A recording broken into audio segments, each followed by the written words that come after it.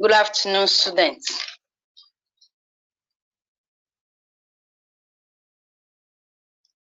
Good afternoon, students. Yeah, welcome to this lecture this evening. So last week, we were able to look at the definition of curriculum.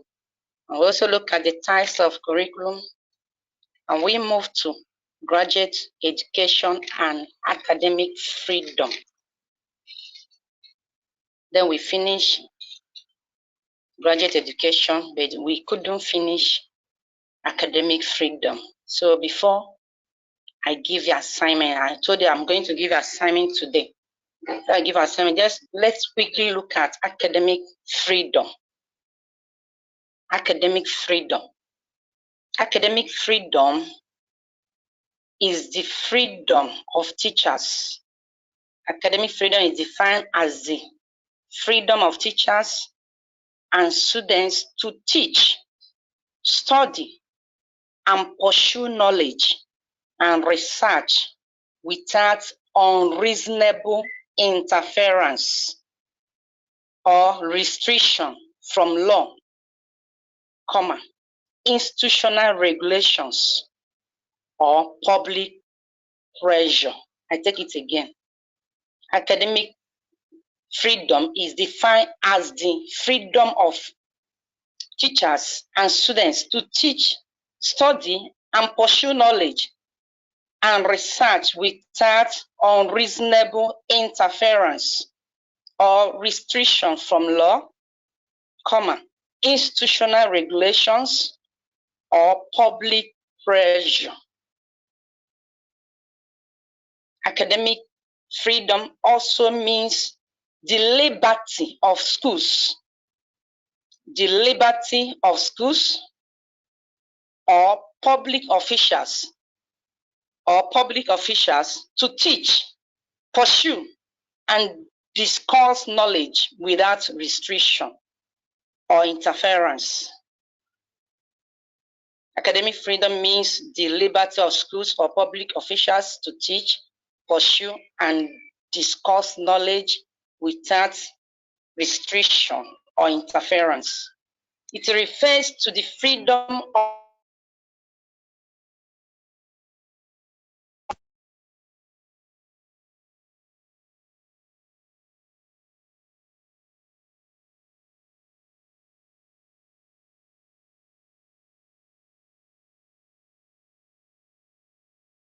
Mrs. Etengos, mute yourself. You have been muted. Please unmute.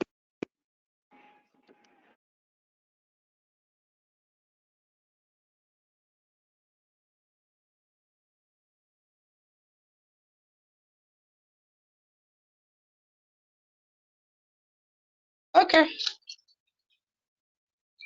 I said academic freedom refers to the freedom of university professors and the university administrators to function autonomously without interference from the government. It refers to the freedom of individual teachers. It refers to the freedom of individual teachers to not suffer interference by the administrators of the university. An academic institution enjoys a position of supremacy in addressing curriculum contents. Academic freedom does not license uncontrolled expression, which is detrimental to the institution's proper functioning.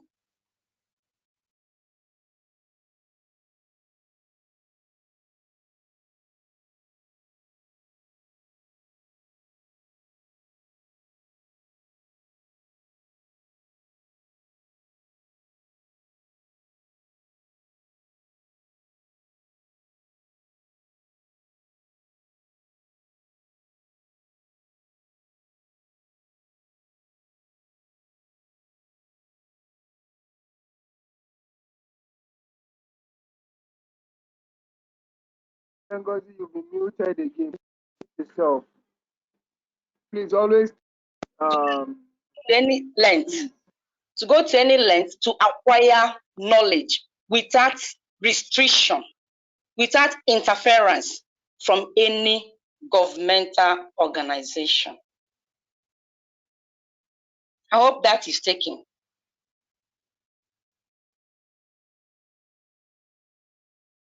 Let's look at the basic elements of academic freedom. Basic elements of academic freedom. Basic elements of academic freedom includes one, to the teacher. To the teacher now. It gives freedom to teachers to inquire into any subject there. It gives freedom to teachers to inquire into any subject that invokes their intellectual concern. It gives freedom to teachers to inquire into any subject that invokes their intellectual concern. B, it enables teachers to present their findings to their students. B, it enables teachers to present their findings to their students. And C, it enables teachers to publish their data and conclusions without control. It enables teachers to publish their data and conclusions without control. Then, basic elements of academic freedom to students now.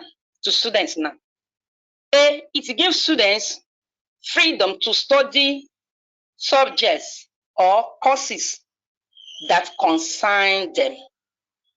It gives students freedom to study courses or subjects that concern them. And B, it helps students to form conclusions for themselves and express their opinions on their research work. It helps students to form conclusions for themselves and express their opinions on their research work. So this is the work we're supposed to have done last week. So before we move to what we have today, let me give you assignment. Please submit this assignment to Setengozi Cecilia at gmail.com. Setengozi Cecilia at gmail.com. Please write assignment. Number 1, give a comprehensive meaning of tertiary education. Give a comprehensive meaning of tertiary education. Number 2A, how would you define the term curriculum? How would you define the term curriculum? 2B, state and explain 5 types of curriculum. 2B, state and explain 5 types of curriculum. 3A, the sources of many problems. The sources of many problems facing higher educational system in Nigeria today is traceable to insufficient funding. Is traceable to insufficient funding of the system. Discuss. I repeat it again. 3A, the sources of many problems facing higher educational system in Nigeria. The sources of many problems facing higher educational system in Nigeria today is traceable to insufficient funding of the system. Discuss. And 3B, what are the possible sources of funding higher education in Nigeria? What are the possible sources of funding? What are the possible sources of funding higher education in Nigeria? I repeat it again from one. One, give a comprehensive meaning of tertiary education. 2A, how would you define the term curriculum? 2B, state and explain 5 types of curriculum. 3A, the sources of many problems facing higher educational system in Nigeria today is traceable to insufficient funding of the system. Discuss. 3B, what are the possible sources of funding higher education in Nigeria? I say submit to Setengo Cecilia at gmail.com. Setengo is spelled as SETENGOZI. Cecilia, CECILIA at gmail.com. Setengos, SETENGOZI. Cecilia, CECILIA at gmail.com. So let's move to what we have today. Legal and financial sources in tertiary education in Nigeria. Legal and financial sources in tertiary education in Nigeria. The tertiary education system in Nigeria is composed of universities, polytechnics, institutions of technology, colleges of education that form part of or affiliated to universities and polytechnics, colleges, and professional specialized institutions. All this comprises of the tertiary education system in Nigeria. I said they're composed of universities, polytechnics, institutions of technology, colleges of education that form part of or affiliated to universities and polytechnic colleges and professional specialized institutions. All this comprises of tertiary education in Nigeria. This tertiary education institution can further be categorized as state or federal universities as that's we have first generation universities, and B, we have second generation universities, and C, we have third generation universities. The first generation universities, which is the first level, offers a bachelor degree. The first generation university offers bachelor degree. That is the one you are pursuing now. It is first generation university after a minimum of 3 years and a minimum of 6 years. Example of 6 years like medicine. Then the second generation university, which is the second level, offers a master's degree. The second generation universities is the second level. It offers a master's degree following 1 year of post-scholars study. That is after bachelor degree, you now further 1 year and obtain master degree. That is the second generation university, and it is the second level. Then the third generation university, which is the third level, offers a doctorate degree for 2 to 3 years after the master's degree. So the third generation university is the third level, and it offers doctorate degree. It takes the student 2 to 3 years after he has gotten master's degree. Then to gain admission into the first level generation of university, one has to pass the competitive university matriculation examination. UME. You must pass competitive university matriculation examination, UME, for you to enter the first level of university education.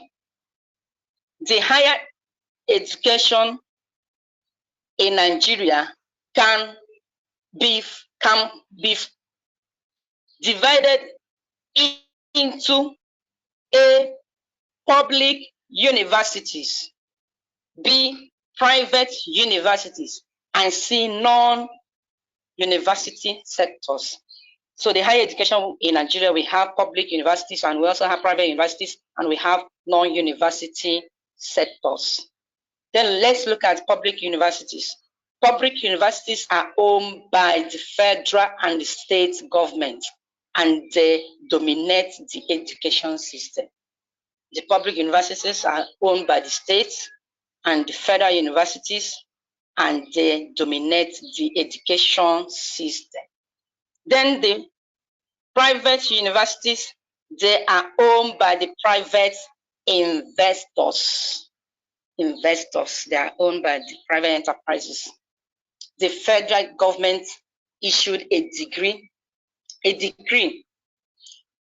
1993 allowing private investors to establish universities. So that is why they have that privilege. Then we look at the non-university sectors. Non-university sectors, they include polytechnics,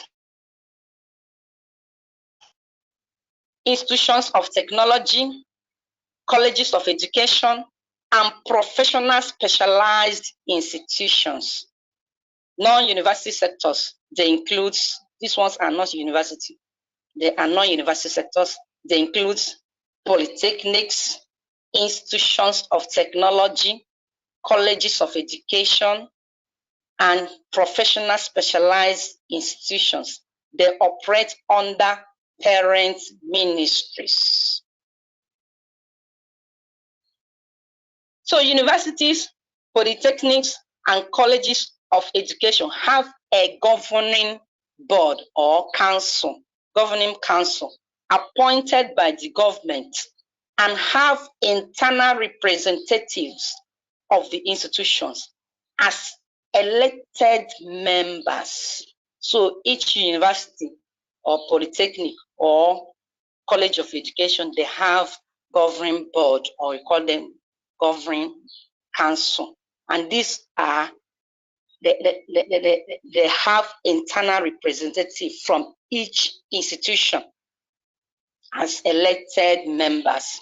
These councils govern the affairs of the institutions on behalf of the government.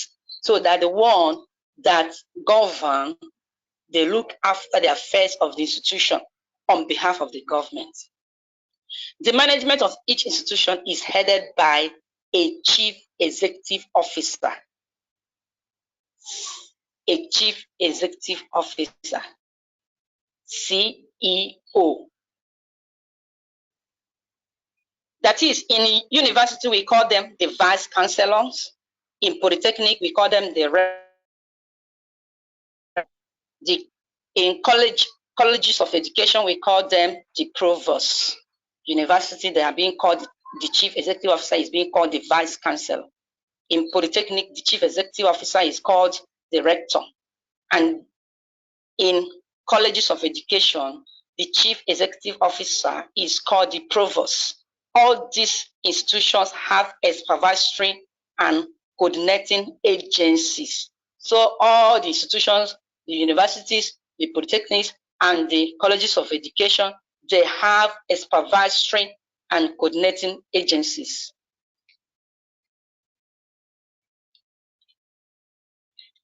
So for the universities, they are being supervised and coordinated by the National University Commission. They are being supervised and coordinated by the National Universities Commission. For the polytechnics, they are being supervised and coordinated by the National Board of Technical Education. They are being supervised and coordinated by the National Board of Technical Education. And then for the colleges of education, they're being supervised and coordinated by the National Commission for Colleges of Education. Colleges of education are being supervised and coordinated by the National Commission for Colleges of Education. And the fundings is channeled through these agencies. All the fundings are being channeled through all these agencies, as we have mentioned, for university, National University Commission, for the Polytechnic, National Board of Technical Education, and for the Colleges of Education, National Commission for Colleges of Education pass through them. I hope we are following. Then we move to the financial trends of higher education in Nigeria. Financial trends of higher education in Nigeria. We are looking at the past and the present. We are looking at the past and the present.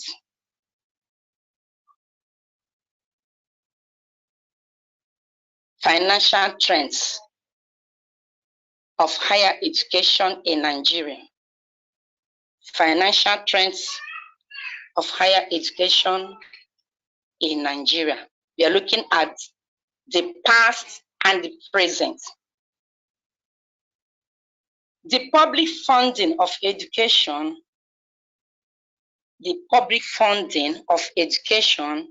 is to equip people with the right knowledge, skills, and capacity to enhance the quality of life, increase productivity, as well as active participation in the development process. The public funding of education is to equip people with the right knowledge, skills, and capacity to enhance the quality of life, increase productivity, as well as active participation in the development process. So public sector funding on education in Nigeria is based on the notion that for society to continue in productivity, the new generation must be given appropriate access to knowledge that previous generation have accumulated. So let's look at the past, financing the past universities. Initially, Ibadan, the University of Ibadan, was the only university in the country that was adequately funded in all aspects of teaching and research.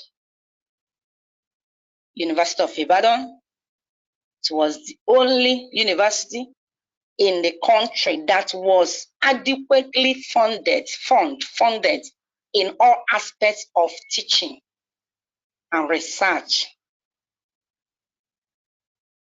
Before, later on, all the first generation universities were all well funded. So University of Ibadan was the first to be funded very well before. Later on, all the first generation universities were all well funded. And some of them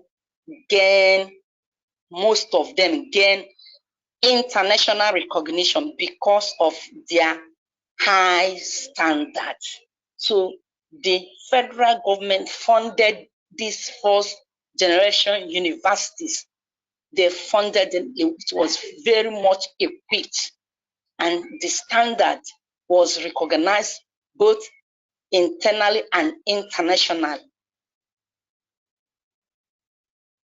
By 1970, the amount of money given to first generation universities were more than they required.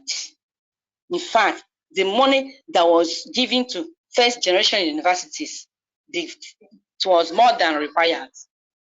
more than required. That means they were giving much money. By that time, there was nothing like students paying school fees. As far as you wish to be in school, you go to school without any payment. But by the year 2000, funding for tertiary institutions reduced. The current funding levels are low and led to poor remuneration for academic staff. So the funding by 2000, as we enter 2000, the funding, as government funding tertiary institution begin to reduce, and it causes poor remuneration for academic staff. According to Ekundayo, 2007, between 1990 and 1999, as a result of the enrollment growth, there was enrollment growth. Many people now value education. So there was enrollment growth and currency devaluation. The currency devaluated. Recurrent allocation per university students in the federal system fell down completely.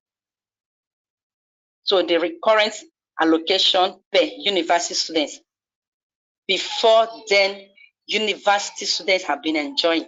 There was a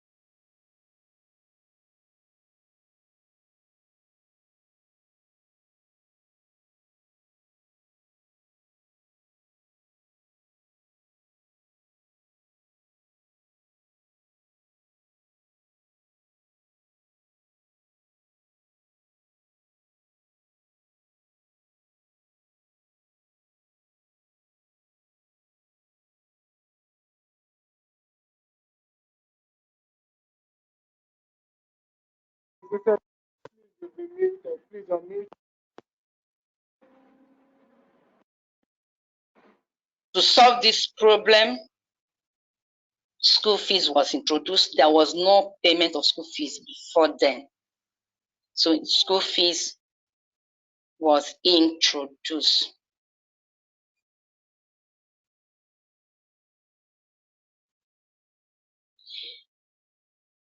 It is a fact that the sources of many problems facing higher educational system in Nigeria today can be traced to insufficient funding of the system. So it is the fact that the source of many problems facing higher educational system in Nigeria today can be traced to insufficient funding of the system. So when the enrollment rise, the federal government, the state government couldn't finance the institution like before. And this causes reduction in the standard of tertiary institutions in Nigeria.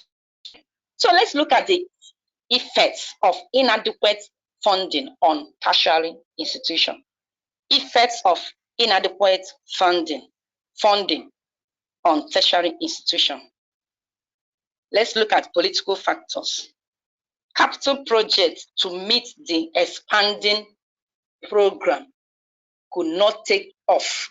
And in case it took off, where they took off, they had to be abandoned due to lack of funds. And this lack of funds results in cutting down the salaries of staff, which resulted in high degree of brain drain among the academic staff. Brain drain among the academic staff. The academic staff, the lecturers, begin to find themselves out of the country to another country where they can be adequately paid. So it leads to cutting down salaries of staff, which resulted in high degree of brain drain among the academic staffs, consistent strike action, students riots, and lecture boycotts. All these will have a bad effects in the quality of higher education in Nigeria. Other effects of inadequate funding on higher education or tertiary education, according to Akintoye 2008. 1. Curtailment of laboratory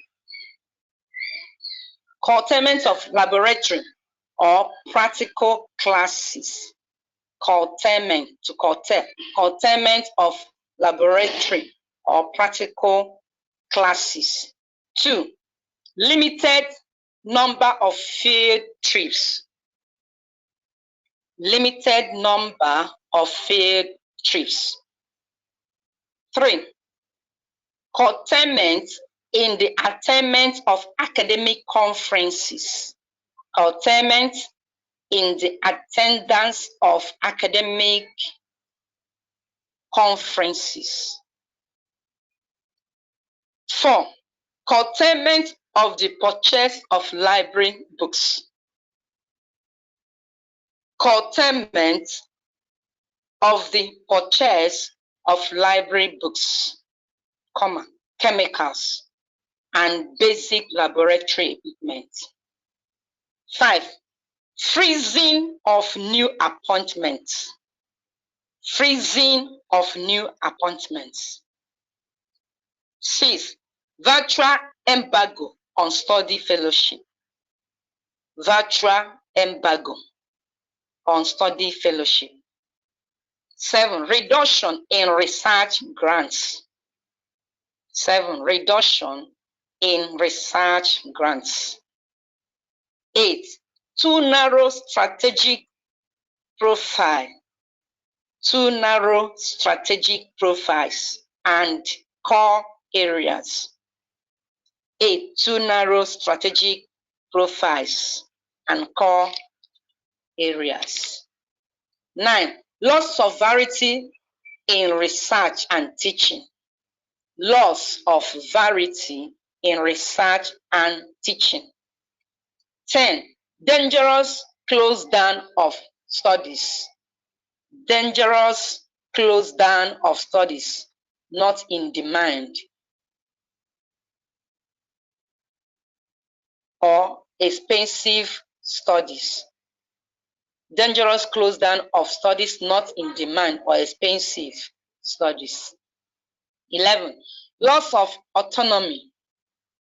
Loss of autonomy through dependency from external principals. That is third-party funding. Loss of autonomy through dependence from external principles, in bracket, third-party funding.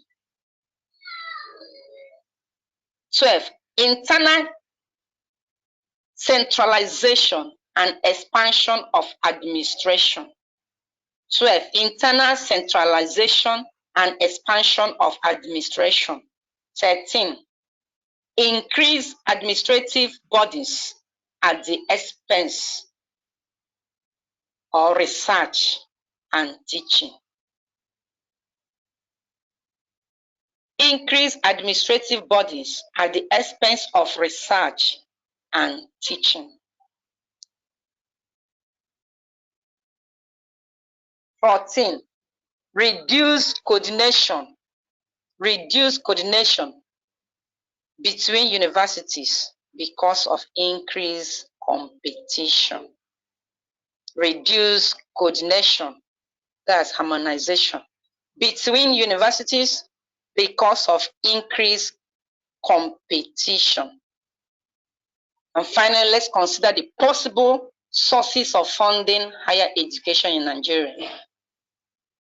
Possible sources of funding higher education in Nigeria. 1, fund from owner government. 2, private contributions by commercial organization in form of occasional grants for specific purpose. 2, private contributions by commercial organization in the form of occasional grants for specific purposes. 3, tuition and fees.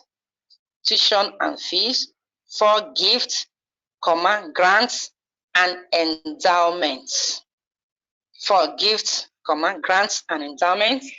5, investment income.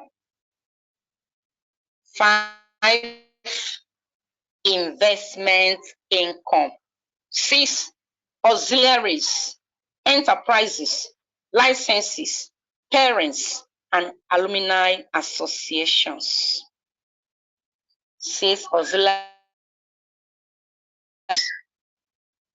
enterprises, licenses, parents, and alumni associations. 7, consultancies and research activities. 8, community participation, and etc. So these are the possible sources of funding higher education in Nigeria. We have given you 8. You can still make research and get others more. So let's go back before the time is over to the assignments I've given to you in case you are missing one of them. Number 1, give a comprehensive meaning of tertiary education. Give a comprehensive meaning of tertiary education. 2, how will you define the term curriculum? 2A, how would you define the term curriculum? 2B, state and explain 5 types of curriculum. 2B, state and explain 5 types of curriculum. 3A, the source or the sources of many problems facing higher educational system in Nigeria today is traceable to insufficient funding of the system. The sources of many problems facing higher educational system in Nigeria today is traceable to insufficient funding of the system discussed. And 3A, what are the possible sources of funding higher education in Nigeria? What are the possible sources of funding higher education in Nigeria? God bless you. Thank you. Bye.